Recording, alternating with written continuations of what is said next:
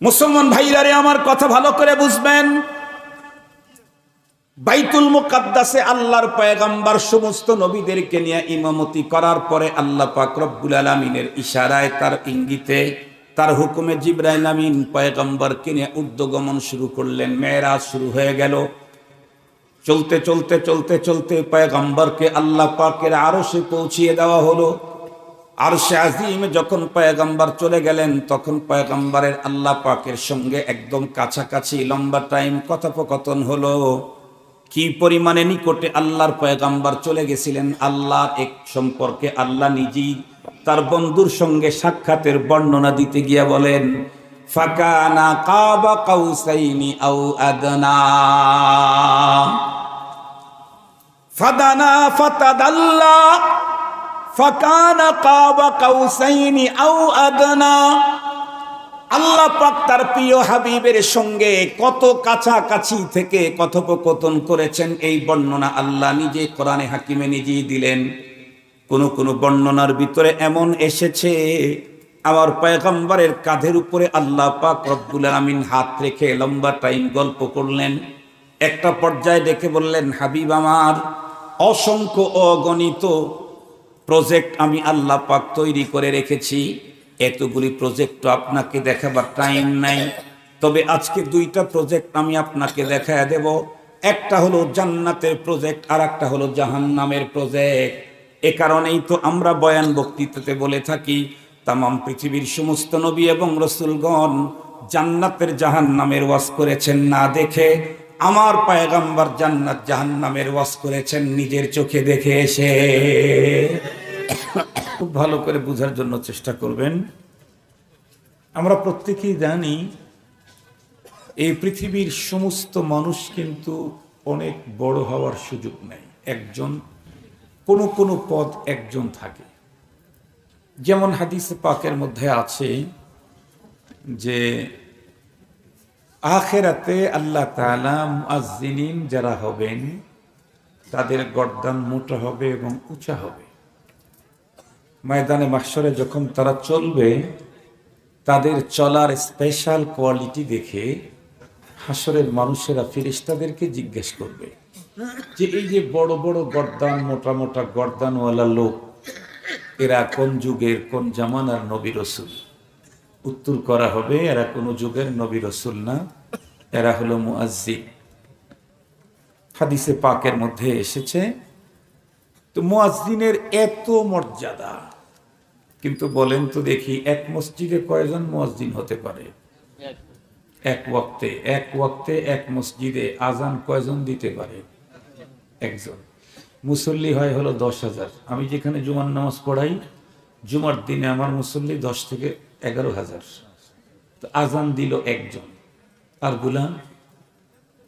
এত মর্যাদার পথ আল্লাহ তাআলা 10,000-এর একজনকে দিবেন? এই কি সিস্টেম করলেন? মুহতারাম হাজিরিন, মুহাদ্দিসিন কেরাম লেখেন, এই মর্যাদা সকলে নেয়ার মতো অপশন আল্লাহ তাআলা রেখে দিয়েছেন। সেটি হলো মুআজ্জিন আজান দিবে। মুআজ্জিন যেই গুরুত্বের সাথে, আজমতের সাথে, আদবের সাথে আজান দেয়, মুসল্লিরা যদি সেম গুরুত্ব আজমতের সাথে তার জবাব দেয়। জবাব তো দুই প্রকার, একটা হলো কাউলি আর একটা হলো ফেলি। একটা হলো মৌখিক জব আর একটা হলো আমলি জব। আমলি জব তো ফরজ। মুয়াজ্জিন বলছে হাইয়া আলাস সালাহ, নামাজের দিকে আসো। এর আমলি জব হলো পবিত্রতা অর্জন করে নামাজের জন্য মসজিদে চলে যাওয়া, অথবা যে কোনো জায়গায় নামাজ পড়ে নেওয়া। এটা হলো আমলি জব, এটা তো ফরজ। আর একটা মৌখিক জব আছে। মৌখিক জব কেমনে দিবে? হাদিসে পাকের মধ্যে আসছে, মুয়াজ্জিন যা বলে তুমি তা বলো। মুয়াজ্জিন যা বলে আমি তাই যদি বলি, তাহলে আল্লাহ পাক আমাকে মুয়াজ্জিন সম পরিমাণ মর্যাদা আখিরাতে দান করবেন। বলেন তো দেখি, আমাদের দেশে প্রধানমন্ত্রী কয়জন হয়? কথা বলেন না। একজন। স্বরাষ্ট্রমন্ত্রী কয়জন হয়? একজন। কিন্তু প্রধানমন্ত্রীর মতো পাওয়ার কি একজনই দেখায় না অনেকজন দেখায়? অনেকজন দেখায়। আমাদের দেশে একটা আসনে একজন এমপি হয়, কিন্তু শুধু এমপি পাওয়ার দেখায় না। এমপি তো এলাকায় থাকেই না, এমপি তো থাকে ঢাকায়। পাওয়ার দেখায় এমপির চাচতো ভাই, খালাতো ভাই, মামাতো ভাই। কথা বলেন না কেন? এখন তো ঠিক বললেও ঝামেলা নাই, ব্যাঠিক বললেও ঝামেলা নাই। কোন দেশ না স্বাধীন করে ফেলছেন আপনারা? দেশটা তো স্বাধীন করে ফেলেছেন। তখন তো কয়জন মুক্তিযোদ্ধা ছিল, এখন তো সবাই মুক্তিযোদ্ধা। যারা যারা এই কাজ করেছে তারা সবাই মুক্তিযোদ্ধা। এই যে এখন তো ঠিক বললে সমস্যা নেই, ব্যাঠিক বললেও সমস্যা নাই। আমি যে কথাটা বলতে চাচ্ছি, এক আসনে এমপি একজন, কিন্তু এমপির সেম পাওয়ার দেখায় অনেকজন। কারা দেখায়? যারা এমপির সাথে সম্পর্ক রাখে তারা দেখায়। এমপির সাথে যার কানেকশন নেই সে পাওয়ার দেখানোর কোনো সুযোগ নেই। এ কারণে মনে রাখতে হবে সম্পর্কের অনেক দাম আছে। এই যে আপনারা কষ্ট করে বৃষ্টি ভেজা রাত্রে বৈরী আবহাওয়াকে উপেক্ষা করে মার্কাজুল উলুমের এ মাদ্রাসায় এসেছেন, অবশ্যই কারো না কারোর সাথে সম্পর্ক গড়ার জন্য। কথা বলেন ভাইজান? উলামায়ে কেরামের সাথে সম্পর্ক গড়ার জন্য এসেছেন। মনে রাখবেন সুসম্পর্কের অনেক অনেক অনেক দাম, নিসবতের অনেক দাম। এই যে আসছেন, এটাতে কতটুকুন পাওনা আপনার, পাওয়ার কতটুকুন একটু বুঝাবার জন্য দুই তিনটা কথা বলবো। আমি ঘড়ি দেখেই বয়ান শুরু করেছি, ইনশাআল্লাহ খুব লম্বা টাইম কথা বলবো না। আমি আপনাদেরকে প্রথমে নর্মাল কিছু মেসেল দেব। ধরেন আপনাদের এই অঞ্চলে কোনো একটা মসজিদ করা হয়েছে, এলাকার মানুষের আবেগ হলো একটু টাইলস লাগাবে ফ্লোরে, কিন্তু এলাকার কোনো মানুষের টাইলস কিনে দেওয়ার যোগ্যতা নেই। সেই ক্ষেত্রে দূরের কোনো একজন মেহমানকে নিয়ে আসা হলো, খুব বেশি দূরও না, মসজিদ থেকে তার বাড়ি 1/2 কিলোমিটারের ভিতরেই, কিন্তু এই মহল্লার না। উনি দেখে বললেন ঠিক আছে, আমি সবচাইতে ভালো টাইলস লাগাই দেব, তো আমি আমার জিম্মায় লাগাবো, আপনাদের কোনো টেনশন করতে হবে না। একটা পর্যায়ে উনি ঢাকা শহর থেকে এই সবচাইতে উন্নত বাইরের টাইলস কিনে নিয়ে আসলেন। উনি একটু বেশি করে কিনলেন, আল্লাহ ওনাকে টাকা দিয়েছেন যাতে শর্ট না হয়। আর টাইলস তো এখানে পাওয়া যায় না, ঢাকার থেকে আনতে হয়, কথার কথা বলতেছি। মিস্ত্রি উনি নিয়ে আসলেন, গ্রামের মিস্ত্রি দিলে ফিটিংস ভালো হবে না, এই জন্য মিস্ত্রি নিয়ে আসলেন। এক কোম্পানির টাইলস এক দোকানদারের কাছ থেকে কিনলেন, একই দামে কিনলেন, এক মিস্ত্রি দিয়ে ফিটিংস করলেন, ক্রেতাও একজন। কিন্তু মসজিদের ফ্লোরে টাইলস লাগাবার পর বেশ কিছু টাইলস ওনার বেঁচে গেল। ওনার গ্রামের বাড়িতে বাংলো তৈরি হচ্ছে, ওয়াশরুমের ভিতরে টাইলস শর্ট পড়েছে। সে তখন বলল যে ঠিক আছে, এই টাইলসগুলি আমার গ্রামের বাসায় ওয়াশরুমে লাগাই দাও। অবশিষ্ট যে টাইলসগুলি ওয়াশরুমে লাগাই দিল। বলুন তো দেখি, আল্লাহর ঘর মসজিদের যে টাইলসের দাম ওটা সেম একই দাম, তৈরিকারক একই কোম্পানি, সেটিং ফিটিং একজন করছে, কিনে নিয়েছে একই দামে, কেন্নেওয়ালাও একজন। কিন্তু দুই জায়গায় সেটিং হওয়ার পরে ওয়াশরুমের ভিতরে কোনো নর্মাল মানুষও কি জুতা ছাড়া ঢুকতে যাবে? নর্মাল রুচির লোকটাও ওয়াশরুমে খালি পায়ে ঢুকতে চাবেন কেন? এটা ওয়াশরুম, এটা খালি পায়ে যাওয়া যায়? জুতা পরে যাবে। পক্ষান্তরে সেম ওই টাইলসটাই লাগানো আছে আল্লাহর ঘরের ফ্লোরে, মসজিদের ফ্লোরে। বলুন তো দেখি, এখানে কেউ জুতা নিয়ে ঢুকতে সাহস করবে? না। বরং যত বড় বুজুর্গ বলেন, আল্লাহর ওলি বলেন, কুতুব বলেন, গাউস বলেন, দিনদার বলেন, পরহেজগার বলেন, যা বলেন, এমনকি যত বড় নেতা বলেন, পাওয়ারওয়ালা, চেয়ারওয়ালা, যা বলেন, যদি তার ভিতরে ঈমান থাকে তাহলে এই লোকটা মসজিদের ফ্লোরে জুতা নিয়ে তো ঢোকা দূরের কথা, ওই ফ্লোরে নিজের কপাল আর নাককে ঠেকাইতে পারা নিজের জন্য সৌভাগ্য মনে করবে। ঠিক বললাম? একই টাইলস, বাট একটার সম্পর্ক নিসবত হয়েছে আল্লাহর ঘরের সাথে, সেখানে রাজাধিরাজ নিজের কপাল ঠেকানোকে সৌভাগ্য মনে করে। ওই টাইলসটার সম্পর্ক হয়েছে তার বাড়ির টয়লেটের সাথে, সেখানে নর্মাল একটা ছোট বাচ্চাও খালি পায়ে ঢুকতে চায় না। তাহলে বোঝা গেল একই জিনিস কিন্তু নিসবত আর সম্পর্কের কারণে দাম কত কম এবং কত বেশি। মুহতারাম হাজিরিন, খুব ভালো করে কথাগুলি বোঝার জন্য চেষ্টা করবেন। এটাই দুনিয়ার নিয়ম। নিসবতের কারণে অনেক দাম বাড়ে। মূল দামই একজন, কিন্তু এর সাথে 100 জন যদি সুসম্পর্ক রাখতে পারে 100 জনের দাম বাড়ে। খুব ভালো করে বুঝবেন, বংশের কারণে অনেক সময় দাম বাড়ে না। সৌন্দর্যের, চেহারার সৌন্দর্যের কারণেও অনেক সময় দাম বাড়ে না। সম্পর্কের কারণে দাম চিরজীবনই বাড়ে, সব সময় বাড়ে, সব জায়গায় বাড়ে, দুনিয়াতেও বাড়ে, আখেরাতেও বাড়ে, দিনের লাইনেও বাড়ে, দুনিয়ার লাইনেও বাড়ে। আপনি দেখবেন কোনো এমপি যদি এমন হয় যে তার আপন ভাইয়ের সাথে দাও মাসের সম্পর্ক, সেই ভাই যদি এমপি হতে পারে, তাহলে দেখবেন এমপির ভাইয়ের টেনশন তত বাড়তে থাকে। কেন? আমার ভাইয়ের সাথে তো আমার সম্পর্ক খারাপ, ও আগে এমপি ছিল না, তাই আমার জায়গা জমির উপরে যে টর্চার চালাইতো, এখন তো এমপি হয়ে গেছে, এখন তো আমার ঝামেলা আরো বাড়বে। আপন ভাই একেবারে ব্লাড কানেকশন, একেবারে কঠিন আপন, মা এক বাবা এক, কিন্তু সম্পর্ক খারাপ হওয়ার কারণে আপন ভাইয়ের পাওয়ার যত বাড়ে আর এক ভাইয়ের জীবনের ঝুঁকি তত বাড়ে। কিন্তু এই লোকটাই এই এমপির সাথে সম্পর্ক রেখেছে, খুব ভালো কানেকশন, এই দেশেরই না সে, ভাই তো দূরের কথা, থাকে কোথায়? আমাদের সবচাইতে প্রিয় মানুষ ভেগে গেলে যেখানে জায়গা পাওয়া যায় সেখানে। চেনেন নাকি আপনারা? এটা কোন দা? আর একটু জোরে বলে। ভারত সবচেয়ে বড় আমাদের পরম বন্ধু, কারণ দুঃখের দিনে যে পাশে দাঁড়ায় তার চাইতে বড় বন্ধু পৃথিবীতে আর কেউ হয় না। ঠিক বললাম না ভাই? ঠিক বললাম? আমাদের দুঃখের দিনের একেবারে কলিজার বন্ধু হলো ইন্ডিয়া, ভারত। নিজের দেশের মানুষ যখন আমাকে দেখতে না পায়, তখন মহাব্বত আর ভালোবাসার দুই হস্ত অগ্রসর যারা করে, তাদেরকে কোনোদিন ভোলা যায়? এদেরকে যদি কেউ ভোলে, তাহলে তার ভিতরে কোনো মানবতাই নাই। মোহতারাম হাজরিন, খুব ভালো করে কথাগুলি বুঝবেন। আপনারা তো হাসতেছেন, আমি তো হাসতে চাইলাম না, কিন্তু আপনাদের হাসি দেখে আমি আর না হেসে পারলাম না। মনে করেন আর একজন মানুষ, ওই দাদা বাবুদের বাড়ি ওই এলাকাতেই তার বাড়ি, কিন্তু তার সম্পর্ক আছে আমার দেশের কোনো এমপির সাথে। এদেশের পাসপোর্টও তার নাই, আর এক দেশের পাসপোর্ট নিয়ে আমার দেশে এমপির মতো দম্ভ দেখায়, ভাব দেখায়, বক্তব্য দেয়, কথা বলে, দোপে বেড়ায়। কেন? সে কি এদেশের নাগরিক না, কিন্তু একজন এমপির সাথে তার সুসম্পর্ক আছে।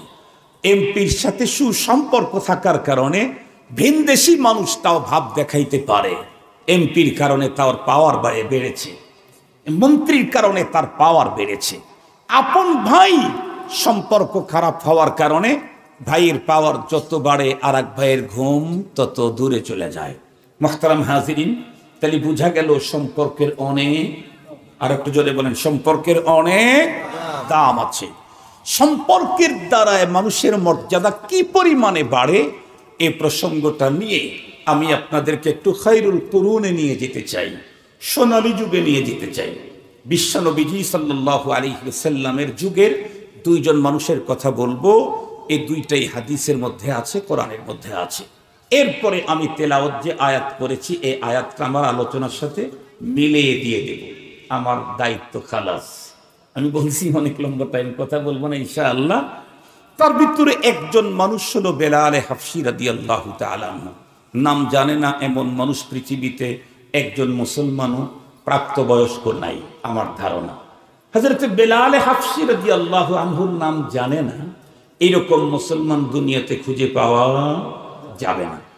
অথচ লোকটি কালো, একেবারে অরিজিনাল কালো কালার, ঠোঁটগুলি মোটা, কথা বলতে থাকলে শব্দের স্পষ্টতা পর্যন্ত তার ভিতরে ছিল না, শব্দের শুদ্ধতা তার ভিতরে ছিল না। আসহাদু শিন উচ্চারণই করতে পারতেন না উনি, আসহাদু বলতেন। এরপরে হলো কৃতদাস, জন্ম মক্কাতুল মুকাররমা মদিনাতুল মুনাওয়ারার মতো পবিত্র জমিনে না, জন্ম হলো তার হাফসায়। কিন্তু এই লোকটা সম্পর্ক গড়ল কার সাথে? আল্লাহ। কার সাথে সম্পর্ক গড়ল? এমন একজন মানুষের সাথে সম্পর্ক গড়ল যেই মানুষটা উম্মতের তো নবী, নবীদেরও নবী। সুবহানাল্লাহ বলবেন না?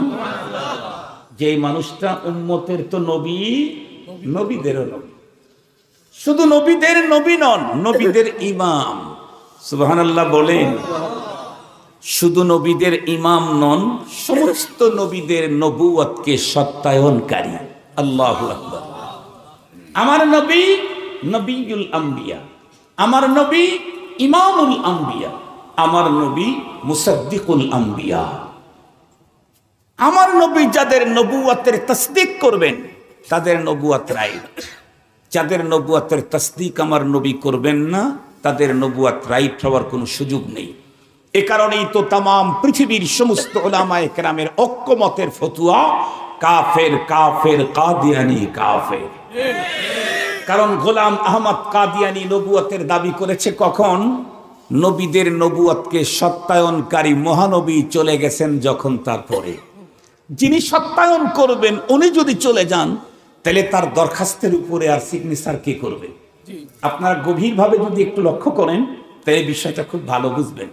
ধরেন আপনাদের কোনো মন্ত্রণালয়ে কোনো একটা দরখাস্ত দিবেন, তো ওই মন্ত্রণালয়ের দরখাস্ত গ্রান্ট হওয়ার জন্য শর্ত হলো সচিব অথবা মন্ত্রীর সিগনেচার লাগবে। খুব সুন্দর করে ফাইন করে লিখে একদম কমপ্লিট করলেন, কিন্তু মন্ত্রী আর সচিবের কোনো সিগনেচার নিলেন না, না নিয়ে দপ্তরে দিয়ে আসলেন।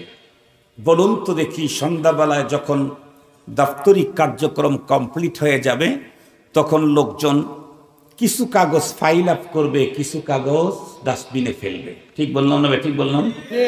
যেই কাগজগুলির উপরে সিগনেচার দেখবে সেই কাগজগুলি ফাইল আপ করবে, যেই কাগজের উপরে সিগনেচার নাই সেই কাগজটা এভাবে মোড়ায়া কোথায় ফেলবে? ডাস্টবিনে ফেলবে।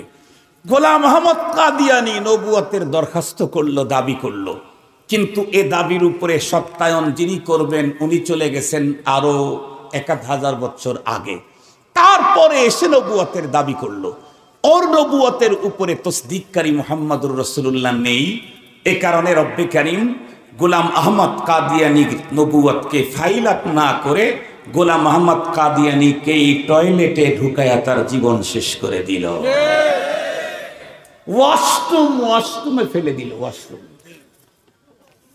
মুহতারাম হাজিরিন, এ কারণে আমার পয়গম্বর নবিয়ুল আম্বিয়া, ইমামুল আম্বিয়া, মুসাদ্দিকুল আম্বিয়া এত বড় নবীজির সাথে সম্পর্ক করলেন, তার দাম কি পরিমাণে হবে বলেন তো দেখি?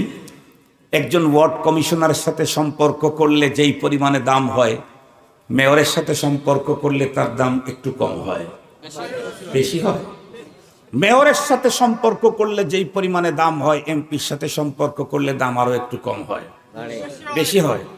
এমপির সাথে সম্পর্ক করলে যেই পরিমাণে দাম বাড়ে, মন্ত্রীর সাথে সম্পর্ক করলে, নরমাল কোন মন্ত্রণালয়ের মন্ত্রী বাদ দিয়ে প্রাইম মিনিস্টারের সাথে সম্পর্ক করলে সর্বোচ্চ দাম বাড়ে। এ কারণেই তো পৃথিবীর যেই মানুষগুলি মুহাম্মদুর রাসূলুল্লাহর সাথে সম্পর্ক করেছেন তাদের মাকামে সাহাবিয়ত আল্লাহ তাআলা দান করেছেন, তারা সাহাবী হয়ে গেছেন।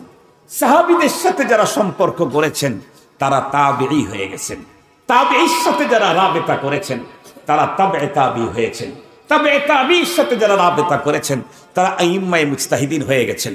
কথা হলো একটা, সম্পর্ক যার সাথে হবে তার মাকাম যত বড়, সম্পর্কদারী লোকটার মাকাম তত বড়। বেলাল হাফসি যেন কার সাথে সম্পর্ক করছেন? নবীদের নবীর সাথে, নবীদের। দেখেন তো বেলাল হাফসির মাকাম কোথায়? জন্মগতভাবে হাফসা, তারপরে কালো, এরপরে কৃতদাস, তারপরে জবানের অস্পষ্টতা, কিন্তু ওনার মাকাম হাদিসে পাকের মধ্যে এসেছে। রাসূল করিম সাল্লাল্লাহু আলাইহি ওয়াসাল্লামকে আল্লাহ পাক দাওয়াত করলেন তার আরশে, আমার আরশে আপনাকে নিয়ে আসবো। ঠিক আছে, বলেন তো দেখি, আপনারা কেউ যদি ফিরি আমেরিকার টিকিট পান আর যদি জানতে পারেন 1 মাসের মধ্যেই যে কোনো একদিন টিকিট চলে আসবে, তখন আমার মনে হয় এই 1 মাস আর ঘুমোইব না। কথা বলেন না কেন?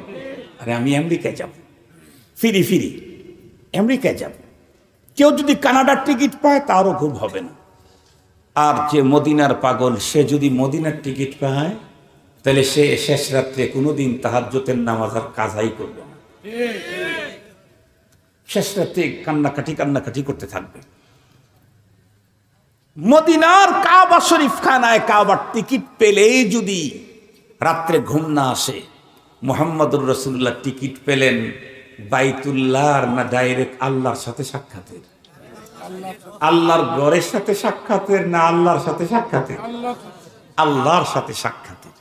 পয়গম্বরের দিলে কি আনন্দ যেদিন আল্লাহ পাক তার হাবিবকে তার কাছে ডেকে নিবেন। রব্বুল আলামিন সিস্টেম করলেন, দুই গ্রুপ করলেন, দুই গ্রুপ। আজকে আমার হাবিব আমার আরশে আসবে, জিবরাইল তুমি চলে আসো, তুমি আমার হাবিবকে রিসিভ করার জন্য একদম হাবিব আমার যেখানে ঘুমিয়ে আছে সেখানে চলে যাও। আজ আদম তা ঈসা সমস্ত পয়গম্বরদেরকে আল্লাহ পাক ডেকে বললেন, আপনারাও বাইতুল মুকাদ্দাস পর্যন্ত আমার পয়গম্বরকে রিসিভ করার জন্য আগায় যান। সমস্ত নবীগণকে পাঠায় দিলেন বাইতুল মুকাদ্দাস। রাসূল করিম সাল্লাল্লাহু আলাইহি ওয়াসাল্লাম খানায়ে কাবা হাতিমে অথবা উম্মাহানির ঘরের ভিতরে ঘুমিয়েছিলেন। জিবরাইল আমিন ঘুমের ঘরে ঢুকলেন, পয়গম্বরকে ডাক দিলেন, জিবরাইল কি খবর? আজকে এখন আপনার সেই সফর, তো মজার সফর, চলো। পয়গম্বর ঘর থেকে বের হতেই পয়গম্বরকে বহন করার জন্য এক বাহন নিয়ে আসছে। দেখতে খুব বেশি বড় সড়ো না, কিন্তু গতি পাওয়ার, একজন মানুষের চোখের দৃষ্টি যত দূর পর্যন্ত চায় তার এক কদম অত দূরে যায়, এক কদম অত দূরে যায়। নবী আলাইহিস সালাম গিয়ে সেই বাহনের পরে চড়ে বসলেন। মাত্র কয়েক মিনিটের মধ্যে বাহন বাইতুল মুকাদ্দাসে হাজির। বাইতুল মুকাদ্দাসে গিয়ে নবী আলাইহিস সালাম দেখলেন সমস্ত নবীগণ এখানে আগের থেকে উপস্থিত। আল্লাহ পাক রব্বুল আলামিন সিস্টেম করে দিলেন, জিবরাইল তুমি আজান দিয়ে দাও। সমস্ত নবীগণ যেহেতু বাইতুল মুকাদ্দাসে এসেছে, এই জন্য এখানে নবীগণের একটা জামাত হয়ে যাক, নামাজ হয়ে যাক। এই জন্যই তো আমরা বলি আমাদের নতুন প্রজন্মকে এ কথা বুঝাইতে হবে, বাইতুল্লাহ যেমন আমার, নবী আলাইহিস সালামের রওজায়ে আতহারের সবুজ গম্বুজ যেমন আমার, মসজিদে নববী যেমন আমার, বাইতুল মুকাদ্দাস আমার। এই কথা প্রতিটি নতুন প্রজন্মের অন্তরে ঢুকাইতে হবে।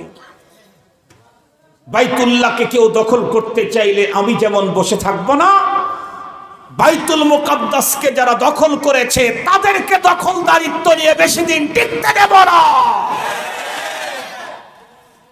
আজকের পৃথিবী ইহুদিবাদ, তারা যদি এই স্বপ্ন দেখে গাজার গুটি কয়েক মুসলমান এ পর্যন্ত এত হাজার মেরেছি আর কতগুলি, তাহলে তারা দিবা স্বপ্নে নিমজ্জিত আছে। ইহুদিবাদকে বুঝতে হবে বাইতুল মুকাদ্দাস শুধু গাজার মুসলমানদের না, বাইতুল মুকাদ্দাস শুধুমাত্র ফিলিস্তিনের মুসলমানদের জন্য না, তাম পৃথিবীতে যারা লা ইলাহা ইল্লাল্লাহ কালেমা পড়েছে তাদের কিবলা বাইতুল মুকাদ্দাস। বাইতুল্লাহকে রক্ষা করার জন্য জীবনের সবটুকু রক্ত যেমন দিতে পারি, বাইতুল মুকাদ্দাসকে রক্ষার জন্য তেমনই প্রস্তুতি গ্রহণ করে আছে। শুধু আমাদের মুরব্বীরা ডাক দিলেই হবে। তাম পৃথিবীর সকল দুনিয়াদার বাঁচতে চায়, যারা আল্লাহর প্রতি ঈমান আনে তারা মরতে চায়। যারা আল্লাহর প্রতি ঈমান আনে তারা কি করে? কথা বলেন না কেন?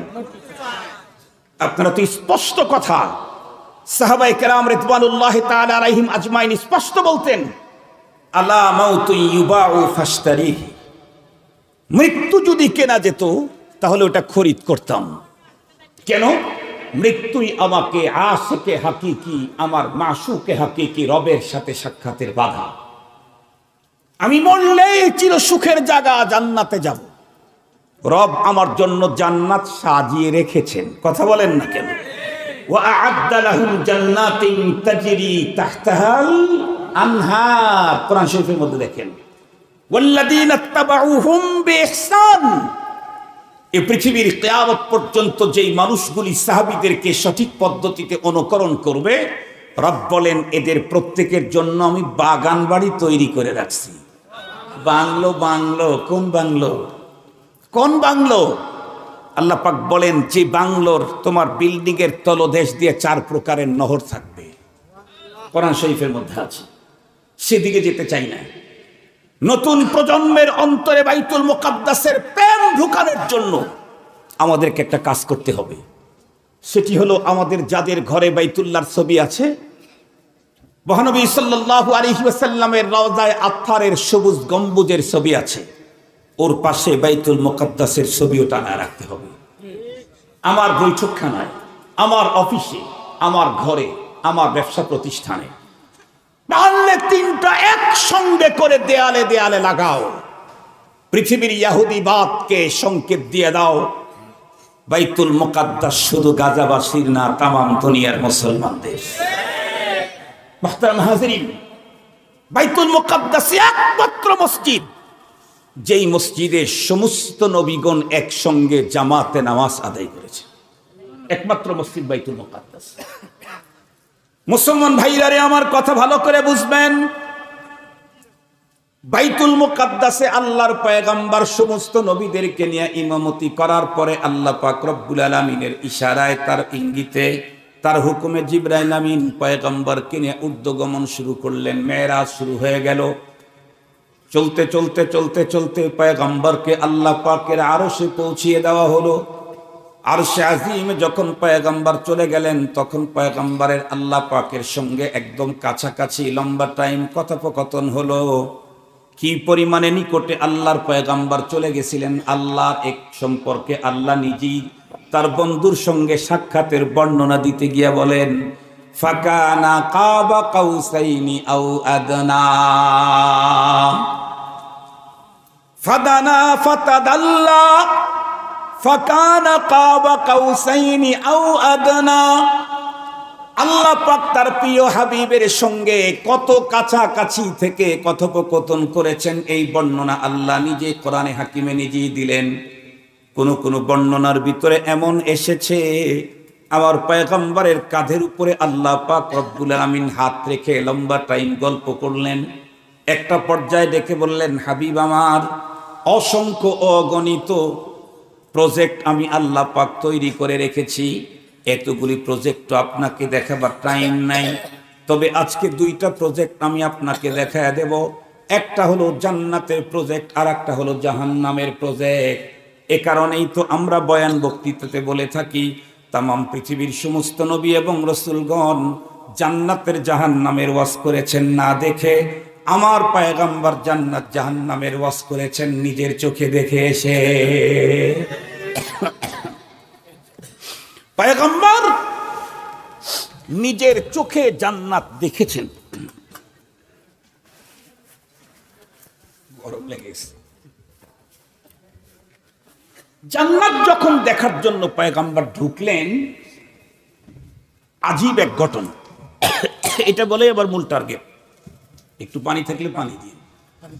নবী আলাইহিস সালাম জান্নাতের গেট খুলে জান্নাতে পা ঢুকাইতেই দেখলেন আল্লাহ কি, হযরতে বেলাল হাফসি রাদিয়াল্লাহু তাআলা আনহু জান্নাতে গেটের সামনে খড়ম পায়ে দিয়ে হাঁটতেছে। এই বাংলাদেশের কাঠের খড়ম মনে করছেন? এ ভাই বলেন, বাংলাদেশে যে ছোটবেলায় কাঠ দিয়ে খড়ম বানাইতো, খড়ম মনে হয় আমাদের এই ছেলে পেলে দেখে নাই জীবনে, আমরা একটু দেখছি। এই কাঠের তৈরি করা খড়ম না, ওইখানে তো হীরা মানিক মুক্তা দিয়ে বানানো। আজকে ডায়মন্ডের নাকের ফুলই কিনতে পারতেছেন না, সেই দিন ডায়মন্ডের চেয়ার আপনাকে দেওয়া হবে।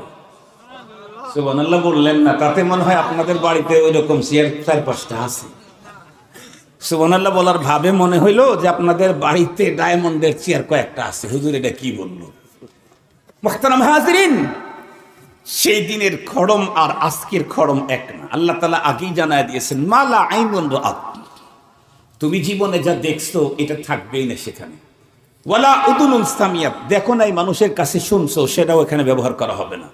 ওয়ালা খাতারা আলা কলবে বাশার, কোনো মানুষের পরিকল্পনায় ছিল এরকম কিছু সেখানে ব্যবহার করা হয়নি। সুবহানাল্লাহ বলবেন। নবী আলাইহিস সালাম হযরত বেলাল হাফসিকে দেখলেন। মূলত রব্বুল আলামিন তার হাবিবকে বুঝায় দিলেন, হাবিব আমার, বেলাল হাফসি হাফসার হলে কি হবে, কালো হলে কি হবে, জবানের অস্পষ্টতা থাকলে কি হবে। নবীদের নবীর সাথে সুসম্পর্ক রাখার কারণে বেলালের অবস্থানটা একটু দেখে যান। এখন আমার দেশের কেউ কেউ মনে মনে প্রশ্ন করতেই পারে, বিশেষ করে রাম বামের পাড়ার কিছু লোকজন আছে না, কথা বলেন না কেন? রাম বাম নাস্তিক মুরতাদ তথাকথিত সুশীল এই জাতীয় লোকগুলি আমরা আগে কথা বলছি অনেক প্রশ্ন করত। আমরা আগে বলতাম যে জান্নাতের ওখানে গেলে দরজার সামনে দাঁড়াইলে দরজা খুলে যাবে। ওরা হাসতো আর বলতো মোল্লায় কয় কি, দরজা ধাক্কা না দিলে খোলে? কিন্তু বলেন তো দেখি, দরজার সামনে দাঁড়াইলে যে ধাক্কা ছাড়া দরজা খোলে, এটা দেখার জন্য জান্নাতে যাওয়া দরকার নাই, আপনাদের সিটি শহরেই আছে।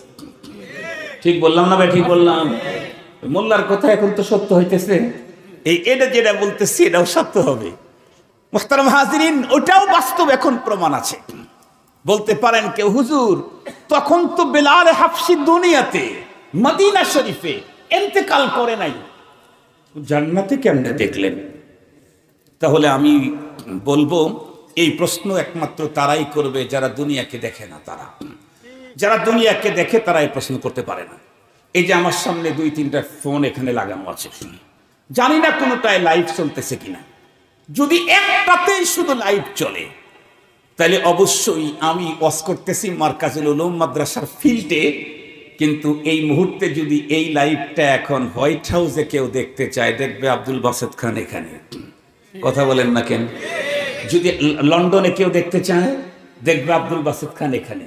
যদি মালয়েশিয়ায় কেউ দেখতে চায়, আব্দুল বাসেত খান এখানে। যদি পাকিস্তানে কেউ দেখতে চায়, আব্দুল বাসেত খান এখানে।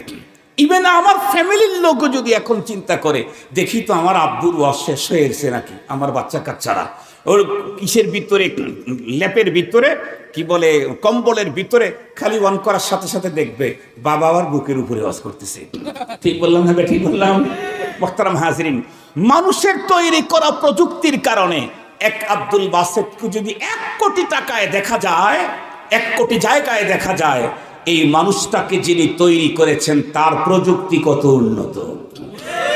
ভাবছেন জীবনে?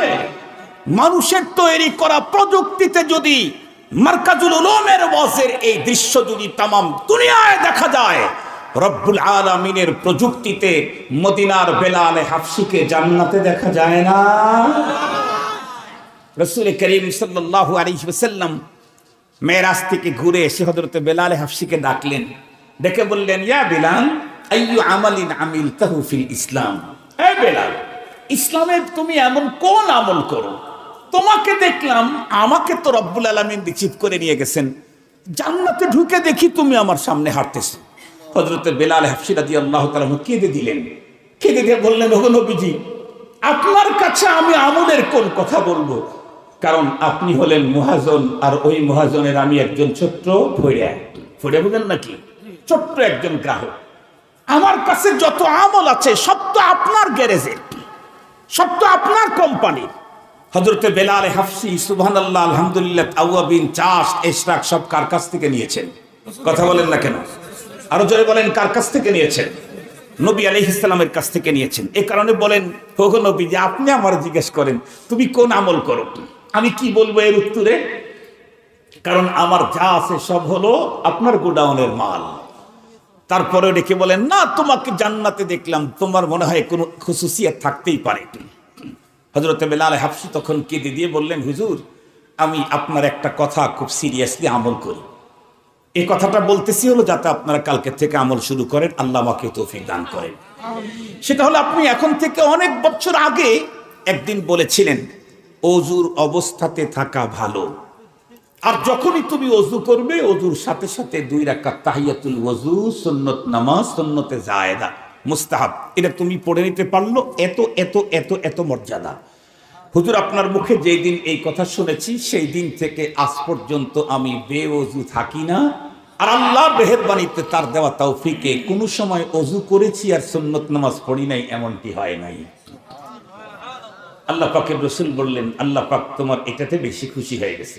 আল্লাহ পাকের রসুল তো এই কথা বলেছেন, লা তাহকিরান্না শাইআম মিনাল মারুফ, নেকির কাজ যত ছোটই হোক এটাকে ছোট ভাবার কোনো অপশন শরীয়তে নেই। আমি যেই কথাটা বলতেছিলাম, বেলাল হাফসি রাদিয়াল্লাহু তাআলা আনহুর মতো একজন চূড়ান্ত পর্যায়ের কালো মানুষ, জবানের অস্পষ্টতা, তারপরে কৃতদাস, জন্ম হলো হাফসায়, কিন্তু বিশ্ব নবীজির সঙ্গে তার সুসম্পর্ক থাকার কারণে আল্লাহ পাক রব্বুল আলামিন রাসূলের জীবদ্দশায় তাকে মেরাজের রাত্রে জান্নাত দেখাইতে গিয়া বেলাল হাফসির অবস্থান আল্লাহ দেখায় দিলেন। পক্ষান্তরে আর একজন মানুষ ওই জামানায় ছিলেন, যেই লোকটার সৌন্দর্য, চেহারার সৌন্দর্য এতটাই উন্নত ছিল, যার কারণে তার বাপ তার নাম লিখেছে আবু লাহাব। লাহাবুন শব্দের অর্থ বন্ধুরা আমার শোলা আঙ্গার। খুব ভালো করে বুঝবেন, একজন মানুষের চেহারা যখন বেশি জল জল জল জল করতে থাকে তখন বন্ধুরা আমার বলে যে আগুনের মতো চেহারা, বলে না আমাদের দেশে। আবু লাহাব এই লোকটা বন্ধুরা আমার এত সুন্দর চেহারার অধিকারী, যার কারণে তার চেহারার জলজলতার কারণে তাকে আবু লাহাব বলা হতো। এই লোকটা জন্ম নিল কোথায়?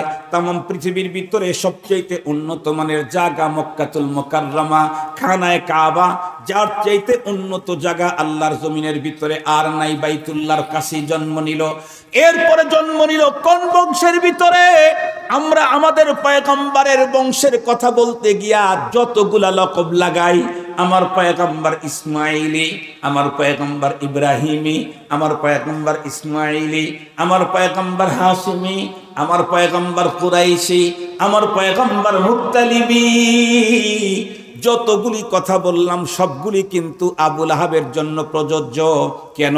কারণ আমার পয়গম্বর হাশিমি, আবু লাহাব হাশিমি, আমার পয়গম্বর কুরাইশি, আবু লাহাব কুরাইশি, আমার পয়গম্বর মুত্তালিবি বিল ওয়াসিতা, আবু লাহাব মুত্তালিবি বিলা ওয়াসিতা।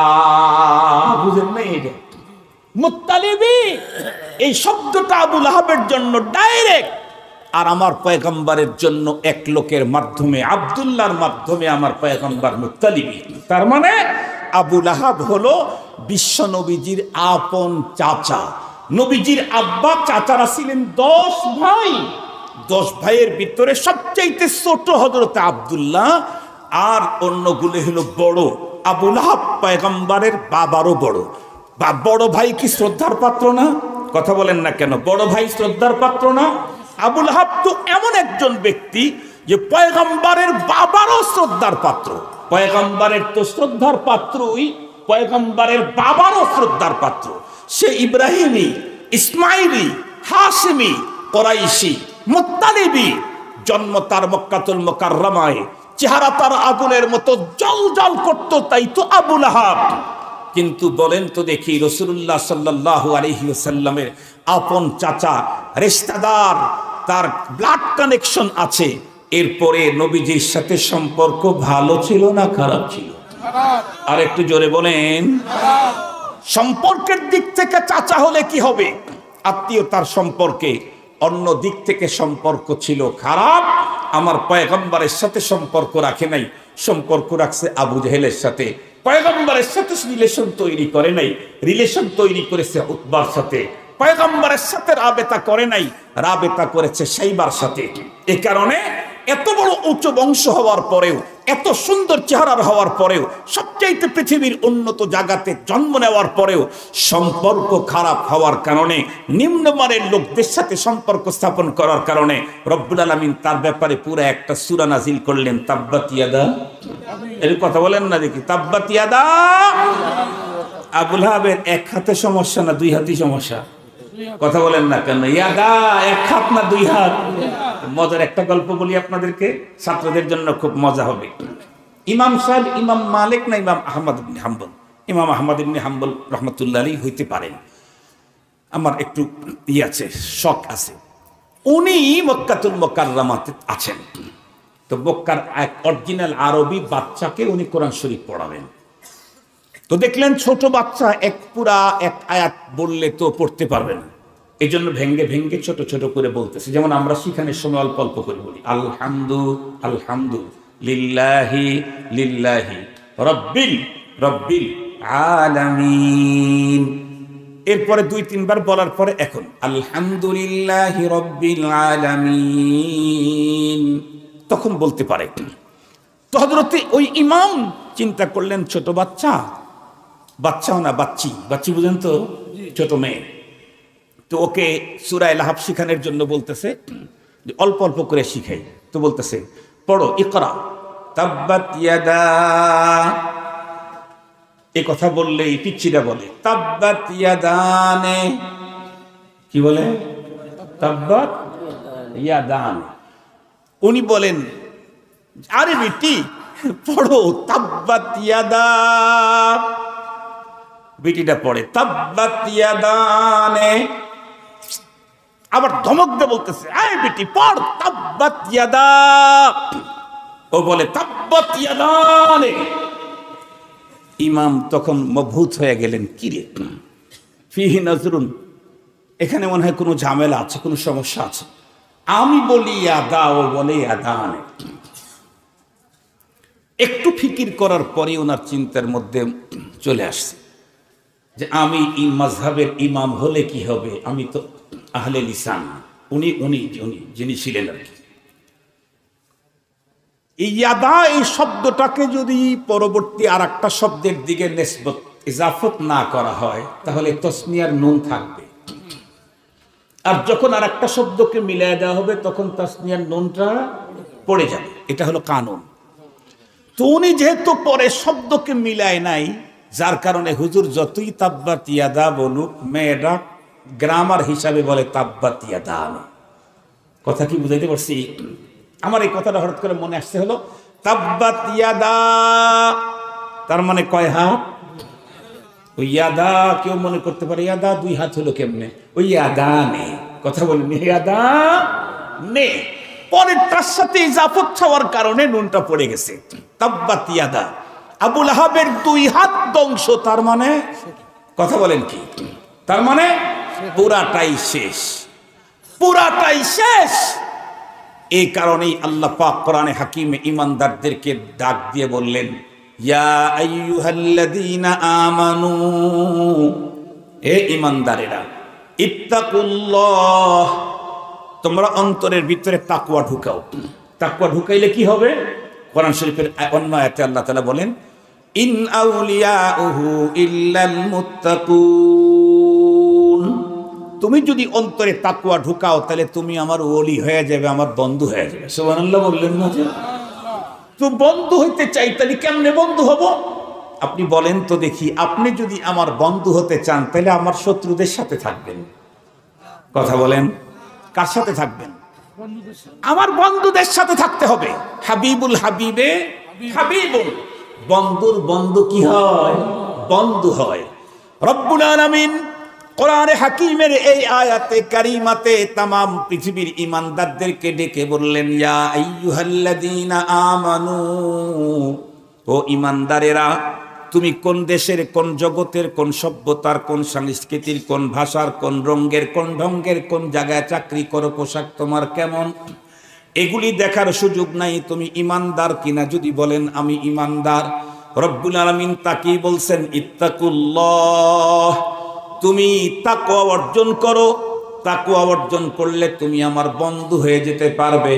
আর বন্ধুর জন্য এক বন্ধুর পাওয়ার বাড়লে আর এক বন্ধু যেমন তার চাইতে বেশি পাওয়ার দেখায়, রব্বে করিমের সঙ্গে যদি কারো নিসবত হয় তাহলে দুনিয়া এবং আখিরাতে তার অনেক গুণে পাওয়ার বাড়ে। এই কারণেই তো একজন বুজুর্গকে জিজ্ঞাসা করা হয়েছিল, হযরত আপনি কেমন আছেন? উনি তখন উত্তর করলেন, আরে বেটা, কারে তুমি জিজ্ঞাসা করো আপনি কেমন আছেন? যেই লোকের মর্জি মোতাবেক আসমান জমিন গ্রহ নক্ষত্র গ্যালাক্সি তারকা সবকিছু চলে, সেই লোকটা কেমন মজায় থাকতে পারে? এ কথা বলতেই লোকটা বলে, ইন্না লিল্লাহ, আমি তো আপনারে আল্লাহর ওলি মনে করেছিলাম, আপনি তো একদম একদম একদম সিরিয়াস। বলে কি সিরিয়াস? আপনি যে কথার দাবি করলেন এটা তো কোনো মানুষের শক্তির ভিতরে না, এটা হলো আল্লাহর শক্তি। তাহলে কি আপনি প্রকারান্তরে আপনি খোদা হবার দাবি করলেন? আপনি বলেন তামাম আসমান জমিন গ্রহ নক্ষত্র যার মর্জি মোতাবেক তলে, সেই লোকটা কেমন থাকতে পারে তুমি কি জিজ্ঞাসা করলাম? এই কথা বলতেই তখন উনি মুস্কি হাসি দিয়ে বললেন, আরে বেটা, তুমি ওই দিক দিয়ে বুঝলা কেন? এই দিক দিয়ে বুঝলেই তো হতো। খুব ভালো করে বুঝবেন কি দিক দিয়া। একটা জায়গায় যাওয়ার জন্য মাত্র দুইটা রাস্তা আছে। একটা রাস্তা একদম তেলতেলা সুন্দর, কোথাও কোনো ঝামেলা নাই। আর একটা রাস্তার ভিতরে বন্ধুরা আমার ঢোকার কোনো জায়গায় নাই, ওখানে বিশাল বড় নদী। উনি যদি ওই দিক দিয়ে ঢুকতে থাকে তাহলে তো বলবে যে ওখানে কোনো মানুষ যাওয়ার মতো অবস্থা নাই। উনি যদি এই রাস্তা দিয়ে ঢোকে তাহলে বলবে এর চাইতে সুন্দর রাস্তা আর বাংলাদেশে হয় না। আল্লাহর ওলি ডেকে বললেন, তুমি আর একদিকে বুঝলা কেন? আমি তো বলেছি যে এই মানুষটার মর্জি মোতাবেক কুল কায়নাত চলে, সেই লোকটা কেমন থাকতে পারে? আমি তো বলি নাই যে আমার মর্জি মোতাবেক চলে। বলে তাহলে আপনি কি বলতে চান বলেন? উনি তখন বললেন, আল্লাহ পাকের মর্জি মোতাবেক কুল কায়নাত চলে এবং আল্লাহ চালায়। আল্লাহর যেটা মর্জি আমারও সেইটা মর্জি। আল্লাহু আকবার বলেন। রবের সাথে সম্পর্ক গাঢ় হলে জিধার মাওলা উধার দৌলা, জিধার মাওলা উধার দৌলা। খুব ভালো করে বুঝবেন। এই তাকওয়া আমার ভিতরে অর্জন করব কেমনে? আল্লাহ বলেন, কুনু মাস সাদিকিন, সত্যবাদীদের সংস্রব তুমি অবলম্বন করো। বন্ধুরা আমার, আজকের পৃথিবীর ভিতরে আরেফিন কামেলিন সাদিকিন বলেন, আসমানের নিচে জমিনের উপরে বর্তমান পৃথিবীতে আল্লাহর কাছে সবচাইতে বড় দামি মানুষ কারা? ওই যে দারুল উলুমে বয়ান করেছিলাম, মনে আছে নি? বর্তমান আসমানের নিচে জমিনের উপরে সবচাইতে বড় মর্যাদাবান মানুষ হলো উলামায়ে কেরাম। আল্লাহ পাকের কোরআনে আল্লাহ বলেন, শাহিদাল্লাহু আন্নাহু লা ইলাহা ইল্লাহু ওয়াল মালাইকাতু ওয়া উলুল ইলমি কাইমান বিল কিসতি লা ইলাহা ইল্লা হুয়াল আজিজুল হাকীম। খুব ভালো করে বুঝবেন উলামায়ে কেরামের মাকাম কত উঁচা। মাত্র একটা আয়াতে কারিমা তেলাওয়াত করে শেষ করে দিচ্ছি। আল্লাহ বলেন, শাহিদাল্লাহু আন্নাহু লা ইলাহা ইল্লাহু। এই পৃথিবীর তামাম মানুষের মুক্তির মূল মন্ত্র হলো তিনটা জিনিস। একটা হলো তাওহীদ, আর একটা হলো রিসালাত, আর একটা হলো আখিরাত। এর ভিতরে প্রথম নম্বরে বন্ধুরা আমার তাওহীদ। যেই ব্যক্তির অন্তরে তাওহীদ নাই সেই ব্যক্তির রিসালাত বন্ধুরা আমার মানার কোনো প্রশ্নই আসে না। কারণ কার রিসালাত মানবে, কার রাসূল মানবে? দ্বিতীয় নাম্বার আখিরাত। কে এই পৃথিবীকে বন্ধুরা আমার চিরতরে শেষ করে দেবে? তাওহীদ হলো সমস্ত বন্ধুরা আমার আকীদার মূল। পরপরের কোনো একজন মানুষ যদি মুক্তি পেতে চায় তার জন্য যে আকীদা লাগে তার ভিতরে প্রথমটাই হলো তাওহীদের আকীদা, আল্লাহ পাকের একত্ববাদের আকীদা। এই আকীদার উপরে আল্লাহ পাক বলেন, আমি যে এক একক, এই কথার উপরে সাক্ষী হলো তিনটা। প্রথম নাম্বার আল্লাহ বলেন শাহিদাল্লাহ, আল্লাহ নিজেই এ কথার সাক্ষী, আল্লাহ এক, লা শারীকা লাহু। দ্বিতীয় নাম্বারের সাক্ষী হলো আল মালাইকা, সমস্ত ফেরেশতাকুল এ কথার সাক্ষী, লা ইলাহা ইল্লাহু। তিন নাম্বারের সাক্ষী বলেন ওয়া উলুল ইলম, চিল্লা একটু বলেন আল্লাহু আকবার।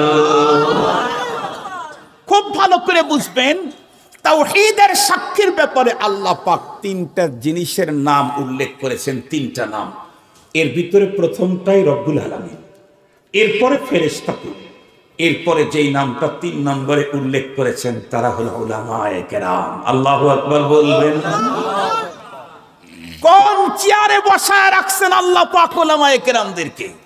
কোন চেয়ারে বসায় রাখছেন? সঙ্গত কারণে আপনি যদি আপনার মর্যাদা রবের কাছে বাড়াইতে চান তাহলে উলামায়ে কেরামকে বাইপাস করে, মাইনাস করে আল্লাহর কাছে মর্যাদা বাড়াবার কোনো গতি, কোনো উপায় না। এখন দারুল উলুমের ওয়াজের সাথে আজকের ওয়াজের শেষটা মিল হয়ে গেল না? আলহামদুলিল্লাহ। বলেছিলাম যে ওইটার সাথেই আজকের বয়ানটা যেহেতু লম্বা করব না, একটু মিলে কথাগুলি বলবো। আমরা আজকে বুঝলাম নিসবতের কারণে, সম্পর্কের কারণে মানুষের দাম কমে এবং শুধু মানুষের দাম না, অন্য জিনিসের দামও কমে এবং বাড়ে। দেখেন না, বাচ্চা কাচ্চা অনেক সময় দেখা যায় কোনো জায়গায় পেশাব করে ফেলেছে, পায়খানা, অল্প একটু পায়খানা করছে, এই টিস্যু দিয়া ওইখানে পায়খানাটা এরকম করে মুছে ফেললো। বলেন তো দেখি, এই টিস্যু কেউ মুখে লাগাবে? পায়ে লাগাবে। কথা বলেন না কেন? এই টিস্যুটা কেউ পায়েও লাগাবে না, কিন্তু একেবারে অরিজিনাল আপনাদের কি জানি আছে বন, সুন্দরবন, অরিজিনাল সুন্দরবন থেকে পিওর মধু নিয়ে আসছে। এই মধু এক জায়গায় পড়ছে, ওইটা আবার এখান থেকে মুছছে। বলেন তো দেখি, বাচ্চা কাচ্চারা আব্বা আম্মা কাছে না থাকলে চাপবে কিনা? কথা বলেন না কেন? চাপবে কিনা? কথা বলেন। মুখ লাগাবে কিনা? টিস্যু একটাই, এর যদি সম্পর্ক হয় নিচেরটার সাথে, তাহলে ওইটা মানুষ পায়েও লাগাবে না, একেবারে ডিরেক্ট ফেলে দিবে হলো ডাস্টবিনে। আর এর যদি একটু টাচ লাগে মধুর সাথে, তাহলে ওইটা মানুষ চাটতে থাকে, চাটতে চাটতে টিস্যু ওখানে খায়া ফেলায় দেয়। কথা বলেন না কেন? আপনি কার সাথে সম্পর্ক রাখবেন আপনি ফিকির করেন। যদি আহলুল্লাহদের সাথে সম্পর্ক রাখেন, উলামায়ে দ্বীনের সাথে সম্পর্ক রাখেন, যে আলেমদেরকে আল্লাহ পাকে স্পেশাল চেয়ার দিয়েছেন, কোরআনে তার বর্ণনা, তার বক্তব্য, তার ঘোষণা কিয়ামত পর্যন্ত চলবে। শাহিদাল্লাহ কিয়ামত পর্যন্ত উলুল ইলমি কায়িমান বিল কিসতি। এর সাথে যদি সম্পর্ক গড়েন, তাহলে আপনার দাম কাহা সে কাহা পৌঁছ যায়গা। আর যদি বিরুদ্ধাচারণ করেন, তাহলে বুঝবেন আল্লাহর আদালতে কি হতে পারে। ওই আদালতে বুঝার আগে দুনিয়ার আদালতেও কিছুদিন আগের বিচারপতি এখন, কথা বলেন না কেন, এখন আসামি। কথা বলেন না কেন? এখন কি? কিছুদিন আগের বিচারপতি ওই আদালতের এখন সে কি? তাও কি নরমাল আসামি? ওই যাদেরকে সে বিচার করছে তারা কেউ আসামির কাঠগড়ায় যাইতে পকেট হারায় যায় নাই, তার নাকি ফেটে গেছে, নাকি হারাইয়ে গেছে। শুনছেন নাকি আপনারা? আমরা একটু একটু শুনছি আর কি, এটা ভালো করে শুনি না এইগুলা, একটু একটু শুনছি।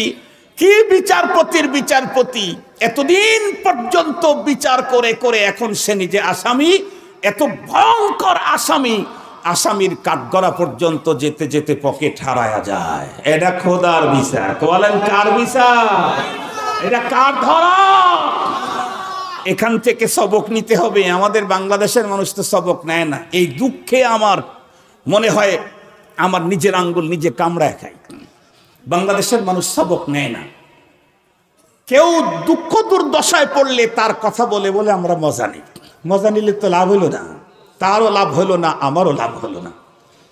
বরং যিনি কষ্টের মধ্যে পড়ছেন তাকে তওবা করে ফিরে আসতে হবে, তাহলে তার পরবর্তী জীবন সুন্দর হবে। আর ওখান থেকে আমরা যারা কষ্টের মধ্যে পড়ি নাই তারা সবক নিতে হবে। কি ওনাদের মতো যদি আমরা করি, তাহলে আমাদেরও প্যাকেট দুইটাই ছিঁড়ে যেতে পারে। কথা বলেন না কেন? কথা বলেন না কেন? তার তো প্যাকেটের এক কানি ছিঁড়ছে, আমার তো প্যাকেটের ভিতরের মাল মশলা সব বের হয়ে যেতে পারে। এজন্য তারা যা করছে আমরা তা করব না। কথা বলেন, কথা বলেন। কারো উপরে জুলুম করব না, খুন করব না, গুম করব না, কোনো মায়ের বুক খালি করব না, কোনো সন্তানকে ইয়েতিম বানাবো না। অহেতুক জুলুমবাজি কোনোদিন করব না, টেন্ডারবাজি করব না, কারো জায়গা দখল করব না, কোনো ইয়েতিমের মাল খাবো না। ওই যে আমাদের দেশে একটা কথা আছে, আমি আর বললাম না, সারা জীবন শুনলাম অমুক ইয়েতিমের ইয়েতিম খানার টাকা খাইছে। এখন এসে শুনি যে ও তো ইয়েতিম খানার টাকা খাইছে, আর এরা নাকি মডেল মসজিদ করতে গিয়ে মসজিদের টাকাই খাইছে। বিগত সময়ের যারা, বর্তমান সময় ধর্ম যিনি উপদেষ্টা উনি তো ভদ্র মানুষ, এজন্য শালীন ভাষায় এতটুকুন শুধু বলেছে, মডেল মসজিদেও দুর্নীতির প্রমাণ পাওয়া গেছে। এটা যদি অন্য কোনো ভাষার অন্য কোনো লেভেলের মানুষ হইতো, তাহলে ওই শব্দটা আরো ভয়ঙ্কর ভাবে উপস্থাপন করত। আলেম মানুষ তাই সুন্দর করে বলছে, মডেল মসজিদেও কি পাওয়া গেছে? দুর্নীতির প্রমাণ পাওয়া গেছে। ভদ্র মানুষের মুখ থেকে এটাই বিশাল। আল্লাহ পাক আমাদের এখান থেকে সবক নেওয়ার তৌফিক দিক। একটা কথা মনে রাখতে পারবেন, রাত্রি 1টার পরের একটা সবক, আমরা জীবনে কোনোদিন জালিম হব না। এটার পণ করতে পারেন? প্রতিবেশীর উপরে জুলুম করব না, গরু ছাগলের উপরেও জুলুম করব না, আমার বাড়ির কাজের বুয়ার উপরেও জুলুম করব না। পারবো তো ইনশাআল্লাহ? মা বাবার উপরে জুলুম করার তো প্রশ্নই আসে না। আমি আমার স্ত্রীর উপরে জুলুম করব না। হিন্দু বৌদ্ধ চাড়াল তাদের উপরেও জুলুম করব না। তবে সে যদি আমাকে জুলুম করে, কথা বলেন না কেন? আর একটু জোরে বলেন। আমি যেমন জুলুম করব না, কাউকে জুলুম করার সুযোগও দেব না ইনশাআল্লাহ। ইনশাআল্লাহ আমি যেমন কারো উপরে জুলুম করব না, কাউকে জুলুম করার সুযোগও। আল্লাহ আমাদেরকে তৌফিক দান করুক। আখিরু দাওয়ানা আলহামদুলিল্লাহ।